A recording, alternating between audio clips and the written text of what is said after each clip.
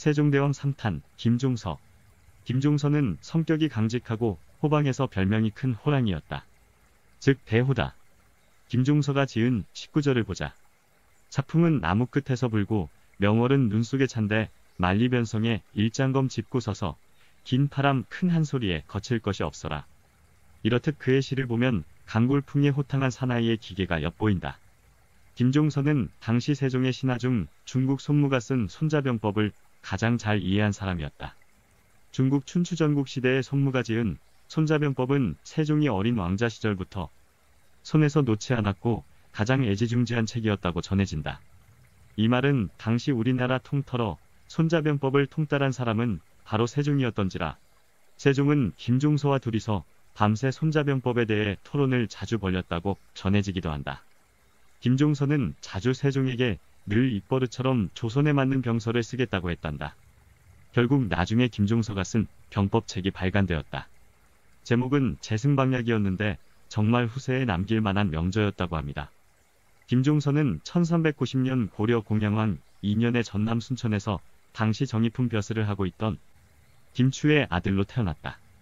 김종서는 1405년 태종 5년에 15세의 나이로 문과에 급제하였고 세종은 즉위 3개월 후 1419년에 29세의 김종서를 사간원 우정원으로 발탁 임명시키며 세종과 인연을 맺었다. 세종은 김종서를 여러 요직에 돌려가면서 임명하며 그의 능력을 시험하였다.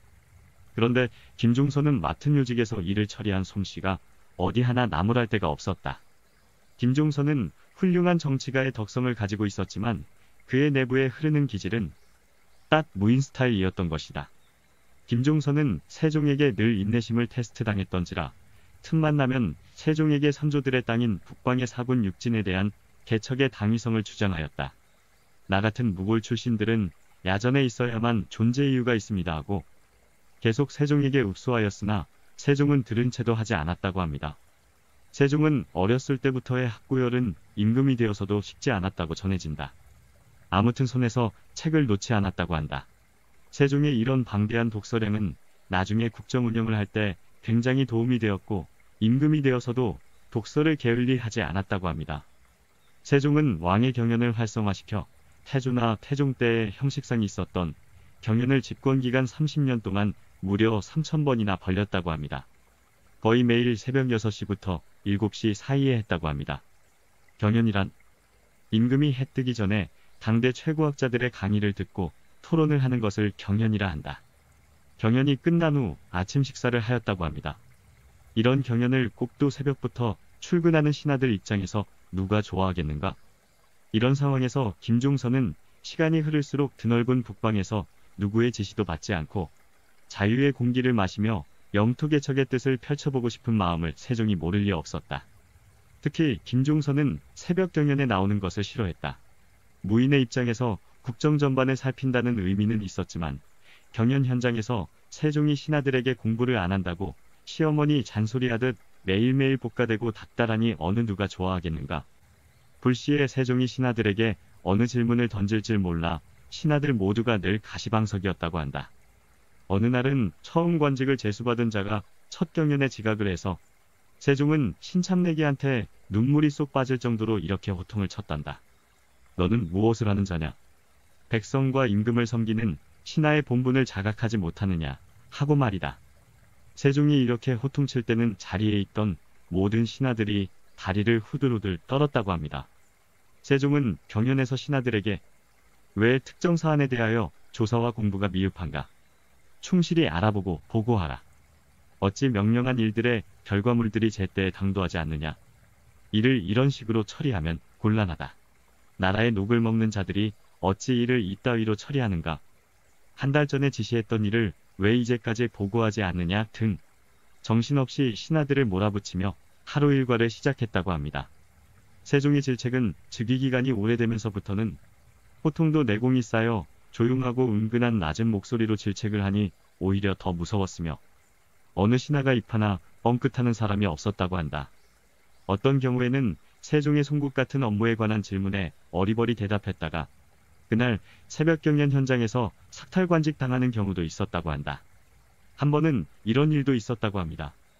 강원도 동해안 지역에 왜구가 출몰하였는데 해당 지역의 수령이 작전상 후퇴를 하였다고 이런 사실이 조정에 알려지고 세종에게 보고가 올라갔던 모양이다.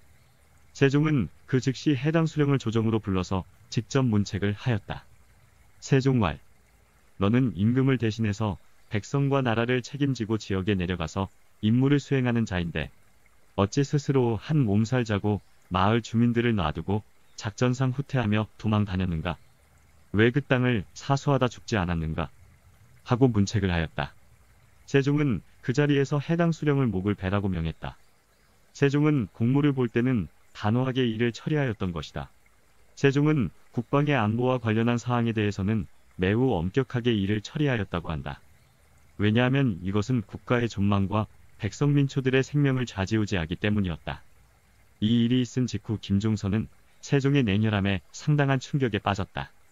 세종은 언제든 과거의 충성심은 생각지 않고 현재의 임무 수행 상태의 공과만 따져 처벌을 하니 긴장이 조성되었던 것이다. 어전에서의 세종 잔소리와 닥달을 피하여 김종서는 하루빨리 궁궐을 떠나고 싶었다. 그때 마침 북방의 오랑캐가 자주 침입한다고 보고가 올라오자 김종서는 이때다 싶어 세종에게 여러 차례 파견을 읍소한다. 세종은 결국 김종서가 45세 되던 해 1434년 세종 밑에서 16년을 보필한 다음 함길도 관찰사로 보내기로 세종은 결정을 하였다. 이때 보내면서 세종왈, 경의 마음은 중앙조정에서 사람들과 부대끼며 정치하는 것보다 항상 전쟁터 한가운데 있다는 것을 나는 익히 알고 있다. 이제 그때가 되었으니 이제 나에게 해방되어 우리가 옛적에 같이 꿈꾸던 잃어버린 영토를 찾아오는 커다란 포부를 펼치기 바란다. 그리고 그대의 뜻인 사군육진 개척에 힘을 기울이라. 드디어 세종과 젊었을 때 손자의 병법에 대해 토론을 나눌 만큼 국방의 전략에 해박한 지식을 가진 김종서는 자신의 저서인 재승방략의 전술을 실전에 적용할 기회가 드디어 도래했던 것이다. 세상의 모든 것은 때가 있다는 말이 틀린 말이 아닌 듯하다. 김종서는 이제야 세종의 마수에서 벗어나는구나 하고 안도의 한숨을 내쉬며 그날로 보따리를 싸서 함길도로 주랭랑을 쳤다. 마치 물고기가 물을 만난 것처럼 말이다. 시어머니 세종을 떠나 북방으로 도망쳤던 것이다. 현재에 부임한 김종서는 지략이 풍부하고 위풍당당하였고 문무를 겸비하여 함길도에서 15년의 대장정 끝에 마침내 종성, 온성, 해령, 경원, 경흥, 불령의 육진 등을 개척하여 백성을 그곳으로 이주시켜 두만강변을 우리 영토로 편입시켰다. 그리고 병마절도사란 직책도 맡아 여진족을 크게 정벌하여 우리 조상들의 땅을 되찾아 세종의 걱정을 덜어주었다. 김종서는 특히 장병들의 사기를 높이는데 신경을 많이 썼다고 한다. 한 번은 오족을 각 장병을 위해 나누어 주기도 하였으나 과소비라고 어떤 이가 만류하자 김종서왈, 이제야 국경이 안정되었는데 이것은 누구 공인가? 고향집을 수십 년 동안 비우고 국가를 위해 싸운 장병들 덕분 아닌가 하며 장병들의 사기를 드높여주는데 오족이 무슨 사치냐 하고 일갈하였다고 한다.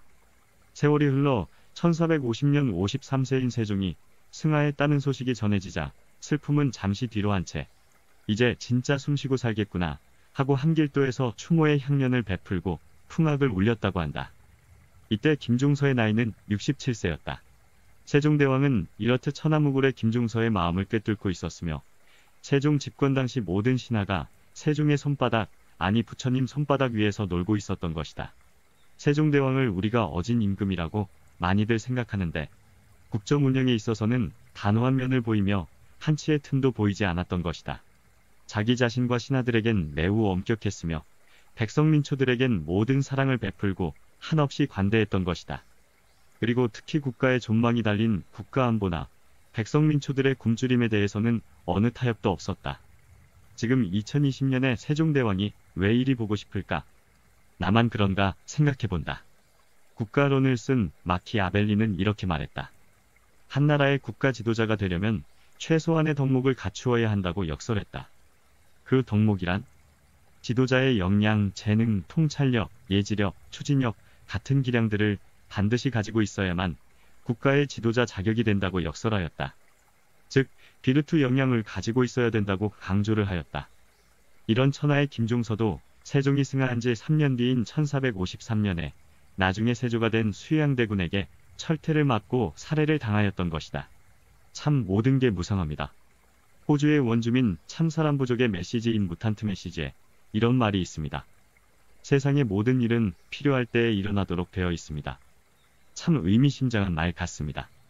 중국 고전인 주역에서도 세상의 모든 일, 내 앞에 떨어진 모든 상황들은 아무렇게나 발생한 일들이 아니고 각각의 뜻을 가지고 있다고 합니다. 우리는 그 뜻을 파악하거나 헤아리는 힘을 길러야 되지 않을까 생각합니다. 모두들 행복하십시오. 감사합니다.